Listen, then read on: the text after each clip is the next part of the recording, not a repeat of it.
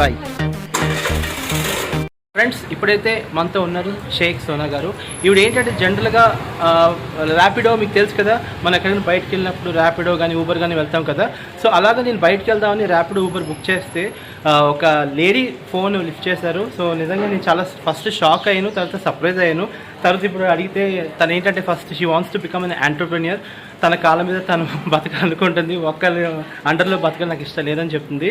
So ఒకసారి తిన గురించి మనం ఏంటో తెలుసుకుందాం, ఓకేనా? So let's start. So hi అండి, మీ పేరండి? సోనా గారు, మీరు చెప్పండి. బేసిక్గా నేను ర్యాపిడో ఊబర్ బుక్ చేసి ఎక్కడికో బయటకు వెళ్తాను, తీరా చూస్తే బుక్ చేసింది మీరు. సో ఏంటి అసలు లేడీస్ అనేది ర్యాపిడో రైడ్ చేయడం అనేది ఏంటి కాన్సెప్ట్, ఏంటి, మీరు ఎందుకు ఇందులోకి వచ్చారు? మీరు డ్రైవ్ చేయొచ్చు, ఎందుకంటే అంటే కొంచెం మంది నేర్చారు, నాకు ఇష్టం డ్రైవ్ చేయడం అంటే. ఓన్ బైక్ ఉంది, దాన్ని ఉపయోగించుకోవాలని ర్యాపిడో చేసుకుంటాను. బేసిక్గా మీలాంటి అమ్మాయిలు బేసిక్గా జాబ్ చేస్తారు కదా జనరల్గా. నాకు జాబ్ చేయడం ఇష్టం లేదు, ఓన్ గా చేసుకోవాలని ఇంట్రెస్ట్. అందులోని ఇలా డ్రైవింగ్ ఫీల్డ్ అయితే ఇంకా ఇష్టం. యాక్చువల్లీ అసలు క్యాబ్ చేసుకోవాలని ఉంది. దీని తర్వాత కార్ తీసుకున్నాను, కార్ ఇంకా ఊబర్ మొత్తం కార్ ఇంకా.